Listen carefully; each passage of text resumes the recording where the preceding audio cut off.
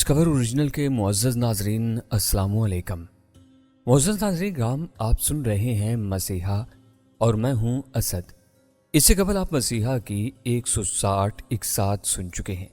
अब किस्त 161 मुलाहिज़ा फरमाएं। मुझे यकीन नहीं आ रहा कि एक बार फिर मैं तुम लोगों में मौजूद हूँ। वो हल्की आवाज़ में बोला, रूमी कहाँ है और हुमैरा?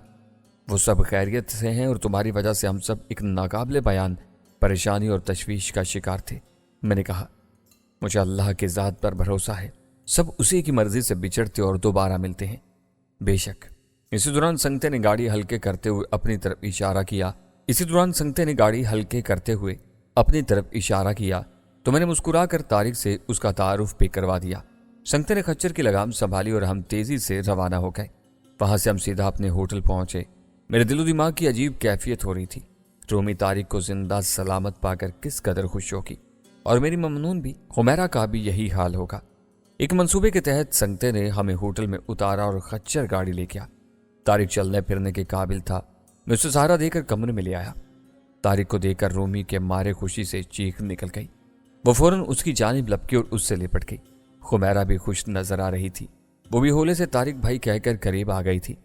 रूमी तारिक के सीने पर अपना सर रखकर बेख्तियार रोती थी और तारिक किसी शफीक बुजुर्ग की तरह रूमी के सर पर धीरे धीरे हाथ फेरने लगा।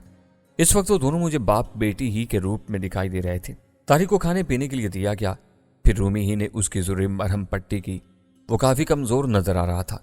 सफर और दुश्मनों की कैद में रहते हुए उसकी सेहत काफी खराब हो गई थी।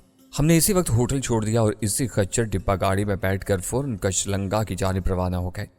रास्ते में हम आपस में अब तक के पेश आमदा हालात व वाक़यात के बारे में सैर हासिल गुफ्तगू करते रहे। संगते डिब्बे के बाहर बनी मखसूस कोचबानी सीट पर विराजमान था। दोपहर तक हम कशलंगा पहुंच चुके थे। संगते ने हमारी ख्वाहिश के मुताबिक हमें आबादी से अलग थलग जगह पर टीले पर बनी 2 खानकाहों के दरमियान पहाड़ी की तराई में एक मकान में जगह दी थी। वहां सिर्फ 2 अधेड़ उम्र मियाँ बीवी मुकीम थे। संगते ने इन्हें कहीं और रवाना कर दिया। वो अपना मुख्तसर सा सामान लेकर चलती गए थे। इस खच्चर सवारी को अब दूर कर दो। मैंने संगते को हदायत दी तो वो मेरा इशारा भाप कर मुस्कुराते हुए बोला, इसे कहीं छोड़ आने की जरूरत नहीं है। इसकी मैं एक एक चीज को इस तरह बदल डालूंगा कि वो लोग भी इसे दोबारा देखेंगे तो पहचान नहीं पाएंगे। इसके बाद उसी ने हमारे खाने पीने का भी बंदोबस्त किया और फिर ये कहकर चला गया कि उसके इतलाब वांगदोला को जाकर देता है। इसके जाने के बाद हम फिर सर जोड़ कर बैठ गए। सच्ची बात तो ये थी कि तारिक को पाकर हमारा किसी और मौजू पर बात करने को जी ही नहीं कर रहा था, मगर हम बहरहाल एक अहम मिशन पर थे। हम एक दूसरे को अब तक के हालात के बारे में आगाह कर चुके थे। खाने के बाद कहवा पीने तक तारिक ने हमें अपने बारे में यही बताया कि धोखे से इनके हाथों यरगमाल होने के बाद उसे 2-1 बार निकल भागने का मौका मिला था, लेकिन उसने दानिस्ता ऐसा नहीं किया था। वजह उसकी यही थी कि यह तसल्ली हो जाने के बाद कि वो उसे फिलहाल जानी नुकसान पहुंचाने का इरादा नहीं रखते थे। मैं खुद भी इनके आखिरी मकासद जानना चाहता था। डॉक्टर रमेश का इनसे मेरे सिलसिले में इख्तलाफ भी हुआ था, लेकिन रोजी एक बहुत चालाक लड़की थी। उसने रमेश को राम कर लिया था। रमेश तारिक को खत्म करने का ख्वाहा था, जबकि तारिक ने सिरे ही से उसे और मुझे पहचानने से इनकार कर दिया था और खुद को एक बैनुल-अक़वामी खबरसां इदारे का रिपोर्टर बताया था, जैसा कि वो था भी। और मजीद यकीन की खातिर उसने अपना कार्ड भी शो कर दिया था, ताकि आधे सच और आधे झूठ का जादू रमेश पर नहीं तो कम अज कम रोजी और उसके दोनों साथियों डेविड और जोडी पर चल जाए। बकौल तारिक के इसमें इसकी जान का रिस्क भी था, क्योंकि वो इस बिना पर भी इसे कत्ल कर सकते थे। लेकिन उसे बड़ी चालाकी से हमसे अपने हर किस्म के ताल्लुक से इनकार करते हुए ये चाल चली थी कि वो बोम्बिला में एक बड़े दलाई लामा के इमाम पर जा रहा है, जो वहां का एक बड़ा राहब भी है। उस रोजी और बिलखसूस डेविड के कान खड़े कर दिए थे। हमसे उसने अपना ताल्लुक महज एक अमूमी और इत्तेफाकी तौर पर जोड़ा था। दरहकीकत तारिक ने इस दौरान इनके आपस में होने वाली गुफ्तगू सुनकर और भी कई बातों का अंदाजा लगाया था और इसी के मुताबिक इनसे चालें चल रहा था। रोजी और डेविड ने बिलाखिर इससे मुआहदा किया था कि अगर वो इनकी मदद करे और बोमिला के बड़े राहब तक इनकी भी कामयाब रसाई यकीनी बनाए तो वो इससे भी दोस्ती का इरादा कर सकते हैं। शायद ये लोग किसी हवाले से बोमिला के बड़े राहब की खुशनुदी हासिल करना चाहते थे। कैंप डेल्टा वाइड को फतह करना इनका मिशन था। इसके लिए इन्हें किसी बड़े मकामी मजहबी रहनुमा की खुशनुदी की जरूरत पड़ सकती थी। ये एक एहतियात थी जो वो लगे हाथों मुमकिन बनाना चाहते थे, वरना इन्हें इसकी कुछ खास परवाह भी नहीं थी। वो ये सब खुफिया और राजदारी से कर रहे थे। اب انہیں کیا معلوم تھا کہ طارق تو ان کے مشن سے پہلے ہی واقف تھا، مگر وہ انجان بن گیا تھا۔ تاہم یہاں آ کر صورتحال تھوڑی بگڑ گئی۔ ڈاکٹر رمیش نے بالآخر روزی کو قائل ہی کر لیا کہ طارق ہمارے سب سے بڑے دشمن ڈاکٹر سیف کا دست راست ہی نہیں بلکہ اس کا ہم رکاب بھی ہے، نیز ان کی ایک اور ساتھی رومی بھی ہے جو انٹرپول کی ایک بڑی فیلڈ آفیسر ہے، جو بے انتہا وسیع اختیارات کی مالک بھی ہے۔ طارق کے بارے میں اور بھی کچھ معلومات حاصل ہوئیں اور پھر اسے ختم کرنے کے پلان کے بارے میں سوچا جانے لگا، لیکن پہلے اسے آزمانا ضروری تھا۔ اس کے لیے انہوں نے اسے بدستور یرغمال بنائے رکھا۔ دیکھا جاتا تو یہی ہمارے ساتھ بھی ہوا تھا۔ تبت کی سرزمین میں مختلف گروپ سے پہلے ہی اپنے اپنے خفیہ اور ظاہری مقاصد کے لیے انہی دلائل عاماؤں کا سہارا ڈھونڈتے پھر رہے تھے۔ ہماری مخالفت ایلی اور پوکر کر رہے تھے۔ شیشوک کو انہوں نے ہمارے خلاف بھڑکا دیا تھا۔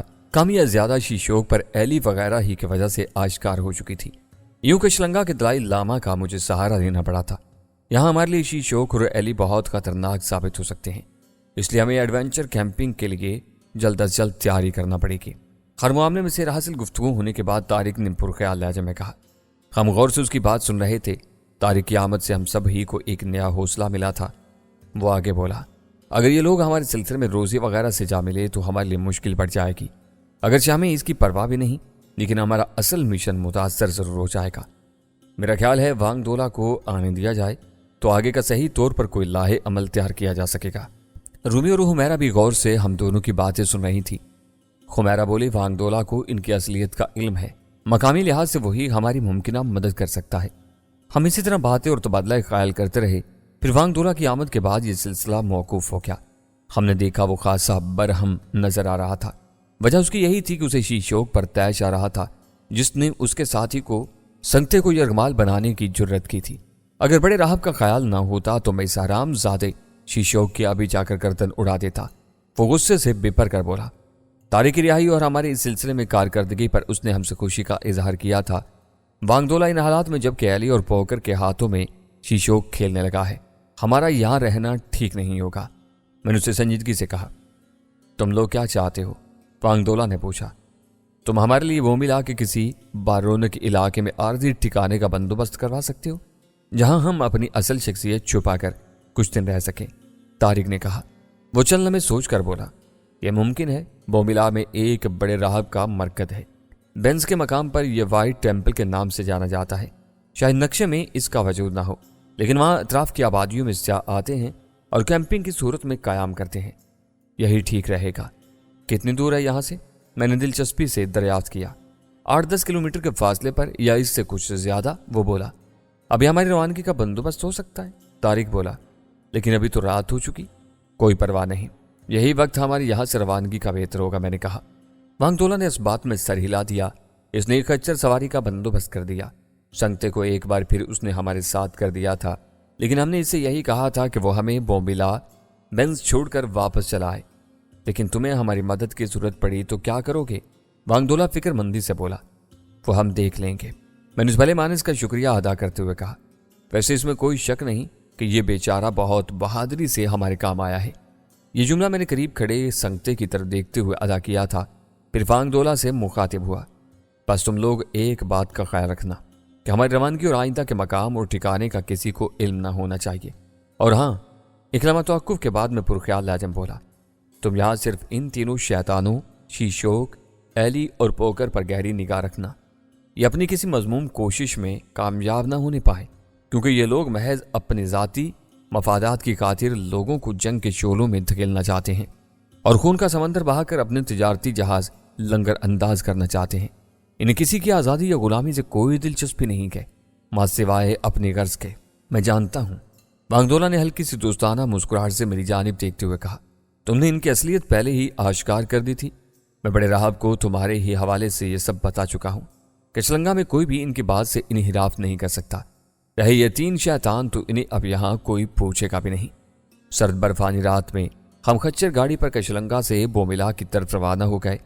شیشوک ابھی تک اسی ہوٹل میں موجود تھا یا نہیں، یا روزی گروپ نے تازہ کار حالات کے بعد وہ گنبد والا مکان چھوڑ دیا تھا یا نہیں، اس کا ہمیں کوئی علم نہیں تھا۔ لیکن ہمارے لیے اب کشلنگا سے جلد از جلد کوچ کر جانا ہی زیادہ بہتر تھا، اس سے پہلے کہ یہ لوگ ہماری راہ کا کانٹا بنتے۔ اس کے لیے ہم نے رات کا انتخاب کیا تھا۔ روانگی کے وقت احتیاط کے پیش نظر وانگدولہ نے ہمیں ایک پستول اور ایک رائفل دے دی تھی، کچھ فاضل راؤنڈ اور 2 شکاری چاقو بھی دیے تھے۔ موملا کی جانب یہ دشوار گزار سفر کرتے ہوئے ہمیں نصف گھنٹے سے زائد کا وقت بیت چکا تھا کہ اچانک خچر کی رینگنے کی آواز ابھری۔ اس کے بعد ایک دھماکہ ہوا۔ رات کے سناٹے میں ان آوازوں نے ہمیں چونکا دیا۔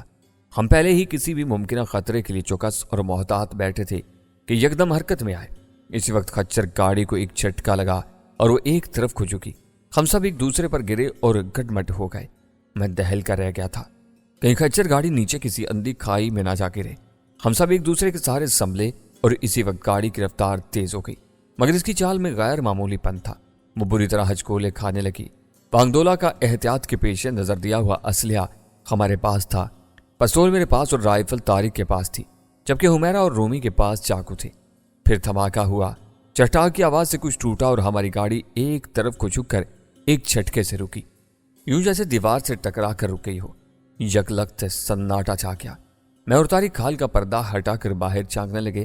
طارق نے کم میں اور میں نے کوچبان والی جگہ پر، لیکن تاریکی اس قدر تھی کہ کچھ نظر ہی نہیں آ رہا تھا۔ آسمان پر بادل تھے اور ہلکی برف باری بھی ہو رہی تھی۔ سرد کاٹ دار ہواؤں کی ہولناک شائیں شائیں ماحول میں گونج رہی تھی۔ میرا دل تیز تیز دھڑک رہا تھا۔ سمجھ میں نہیں آ رہا تھا کہ یہ اتفاقی حادثہ تھا یا پھر دشمنوں کا پھیلایا ہوا جال۔ آخری خیال کی تصدیق اس بات سے ہوئی تھی 2 گولیوں کے دھماکے ہوئے تھے، گویا کسی نے ہم پر شب خوں مارا تھا۔ یہ شکر تھا کہ گاڑی کسی گہری اور اندھی کھائی میں نہیں جا گری تھی۔ ممکن تھا اس میں سنگتے کا کمال ہو۔ اچانک اور نامعلوم حملے کے باوجود وہ گاڑی کو کسی کھائی میں گرنے سے بچا کر کسی پہاڑی دیوار کے سہارے لے آیا تھا۔ نہ جانے اب اس بیچارے کا کیا حشر ہوا تھا، مجھے نہیں معلوم تھا۔ اچانک مجھے کوچبان کی سیٹ کی طرف کسی کے کراہنے کی آواز سنائی تھی، اور ابھی میں اس کی تصدیق کی خاطر باہر کو سرکنے ہی والا تھا کہ اچانک تاریکی میں روشنی چمکی۔ داہنی جانب سے 2 ہیولے نمودار ہوئے اور کوچبان کی سیٹ پر چڑھائے۔ ان میں سے ایک کے ہاتھ میں مشل تھی۔ ان کا انداز جارحانہ تھا اور وہ دونوں مسلح تھے۔ ایک نے نہ جانے کس کا نشانہ لے کر فائر کیا۔ میں بری طرح دہل گیا۔ انہوں نے شاید کوچبان کی سیٹ پر زخمی حالت میں موجود سنگتے کو مار ڈالا تھا۔ میرے پورے وجود میں نفرت اور جوش کی لہر توڑ گئی تھی۔ وہ دونوں خونی قاتل میری نظروں کے سامنے تھے۔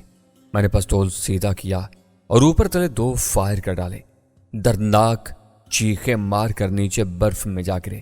میں باہر آ گیا۔ دوسری جانب مجھے طارق کی بھی رائفل کرینے کی آواز سنائی دی تھی۔ میرا ہاتھ کسی مردہ وجود سے ٹکرایا۔ دیکھا تو دکھ سے میرا سینہ بھر گیا۔ سنگتے کی لاش خون میں لتھڑی کوچبان سیٹ سے نصف نیچے اور نصف اوپر دھری چل رہی تھی۔ خون اس کے مردہ وجود سے نکل کر برف میں جذب ہو رہا تھا۔ اسی وقت نیچے گرے ان 2 نامعلوم حملہ آوروں میں سے ایک رہ کر سیدھا ہوا اور قریب پڑی اپنی گن کی جانب کھسکنے لگا۔ وہیں اس کے مردہ ساتھی کی گری ہوئی مشل بھی تھی جو برف کے سبب مان پڑ رہی تھی۔ میں نے پستول کے نال کا رخ اس کی جانب کرتے ہوئے گولی چلا دی۔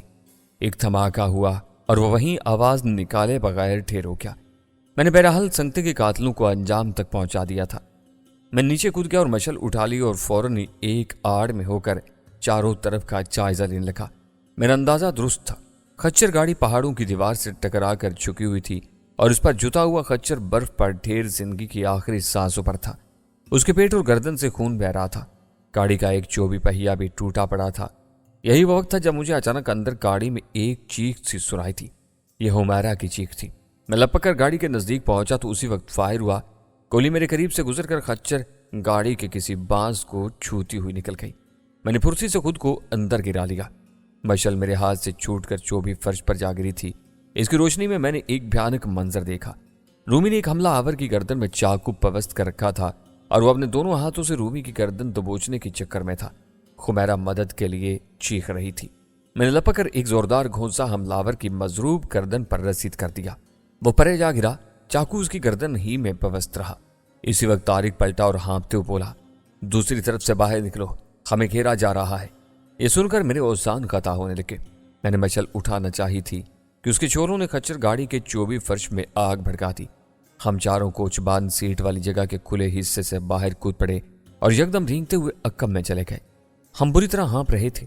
ہماری ٹھٹکی ہوئی سواتوں میں اب کسی کے زور زور سے بولنے کی بھی آوازیں آ رہی تھی۔ میں نے اس آواز کو پہچاننے کی کوشش چاہی تو یکلخت میرے سینے میں نفرت کی آگ بھڑک اٹھی۔ یہ بدبخت شی شوق تھا جو نہ جانے کب سے ہماری رہکی میں مصروف تھا۔ یہ لوگ اب بھی چند نفوس کی تعداد میں ہے तारिक ने सरगोशी में मुतल्ला किया। मैं इनके 2 आदमियों को हलाक कर चुका हूं। मैंने भी बताया, इन्होंने संगते को हलाक कर डाला था। एक को मैं भी निशाना बना चुका हूं, तारिक बोला। एक रूमी के हाथों जहन्नुम वासिल हुआ, खुमैरा बोली। आगे किसको? रूमी बोली। हम मोहतात अंदाज में दूसरी जानिब खिसकने लगे। खच्चर गाड़ी को मशल से लगने वाली आग अपनी लपेट में ले चुकी थी, जिस सबब आसपास का माहौल रोशन होने लगा था। बस अब इससे आगे बढ़ना खतरनाक होगा। खाई है आगे, वो भी अंधी। एकदम में रुक कर बोला। इस वक्त करीब ही शीशोक की गोसीली आवाज उभरी। वो बहुत झल्लाया हुआ था। वो किसी को दुरुस्त लहजे में कोई हदायत दे रहा था। इसी सिम्मत में रोशनी अब नजर आने लगी। ये मशलें ही इनके लिए कातिल साबित होंगी। तारिक दांत पीसने के अंदाज में सफाकी से बुड़बुड़ाया और राइफल पर गिरफ्त मजबूत की तो मैंने रोक दिया। नहीं, रुको जरा, पहले जायजा लेते हैं। फिर रूमी से बोला, तुम और हुमैरा इधर ही रहो, ये पिस्तौल तुम रख लो। फिर तारिक से कहा, इन बाकी मानों को घेर कर हलाक कर डालते हैं। शीशोक को भी अब जिंदा नहीं छोड़ेंगे।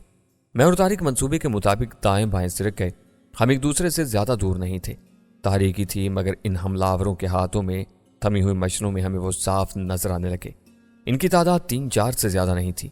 शीशोक अपनी नाकामी पर बुरी तरह झल्लाया हुआ नजर आ रहा था। वो अपने साथियों के साथ इसी पहाड़ी की जानिब आ रहा था जहां हम आड़ लिए हुए थे। मैंने तारिक के करीब खिसक कर सरगोशी में कहा, ये लोग इधर ही आ रहे हैं, आने तो गोलियों से भून देंगे। तारिक भीड़िए जैसी आवाज में गुर्राया। अचानक वो 2 हिस्सों में बट गए और हमारी नजरों से भी एकदम ओझल हो गए। हमें तशवीश हुई और यकलक नामालूम खतरे का एहसास बढ़ने लगा। सन्नाटा एकदम ही छा गया था, यूं जैसे किसी बड़े तूफान का पेश खैमा हो, जैसे अभी कुछ होने वाला हो। ये घेरा डालने की कोशिश में है। तारिक सरसराती सरगोशी में बोला, मेरा ख्याल है यहां से निकलने की करो। मैंने उसके मशवरे पर साथ किया। हम रूमी और हुमैरा की तरफ आए। वो दोनों भी मोहतात थी। हमने एक मोहतात अंदाजे के बाद धीरे धीरे आगे बढ़ना शुरू कर दिया। जल्द ही बर्फबारी बंद हो गई। सर्द काटदार हवाएं चलती रहीं। हम गर्म लिबासों में मलफूफ थे और ऊपर से वांग तोला की दी हुई या की गर्म पोशाकें भी थीं। चांद ने किसी बर्फीली चोटी से अपना दमकता हुआ मुखड़ा उभारा और 4 सू तिलस्माती सी चांदनी फैल गई। तारिक ने अपना एक खदशा जाहिर किया था जिस पर हम पूरी तरह मुत्तफिक थे। बकौल उसके शीशोक ने हमला पसपा हो जाने और अपने कई साथियों की मौत के बाद अब यह रविश इख्तियार की होगी, यानी ताकुब और मौका मिलते ही छुप कर वार। वो यहाँ के बर्फजार रास्तों से अच्छी तरह वाकिफ है। निस बर्फ पर हमारे पैरों के निशानात उसकी रहनुमाई कर रहे होंगे। लिहाजा एक निस्बतन महफूज जगह भांप कर हम वहां रुक गए ताकि घात लगा सकें। वांगदोला का हम पर यह एहसान अजीम था कि उसने हमें 1 पिस्तौल, 1 राइफल और 2 शिकारी चाकू दे रखे थे। फाजिल राउंड भी थे। वो खंपा कबीले की शरारत से वाकिफ थे। तारिक का अंदाजा दुरुस्त साबित हुआ। वहां घात लगाए थोड़ी ही देर गुजरी होगी कि हमें दाएं जानिब और कदरे अकब से 2 साए चांदनी में हरकत करते नजर आए। इन्होंने मछलियां बुझा रखी थी। वो दोनों चीते की तरह मुस्तैद और चौकन्ना इसी जानिब से छुपते छुपाते बड़े आ रहे थे जिस तरफ हमारे कदमों के निशानात हो सकते थे। होशियार, वो आ रहे हैं। तारिक सरसराती सरगोशी में खबरदार करते हुए बोला, कोशिश करना कि गोली चलाए बगैर जोर बाजू के जरिए इन्हें काबू करना है। हुमैरा को हमने एक तरफ कोने में दुबका दिया। मैं, तारिक और रूमी 3 मुख्तलिफ सिम्मतों की जानिब से रख गए। इनके 2 साथी और भी कहीं करीब में हो सकते थे।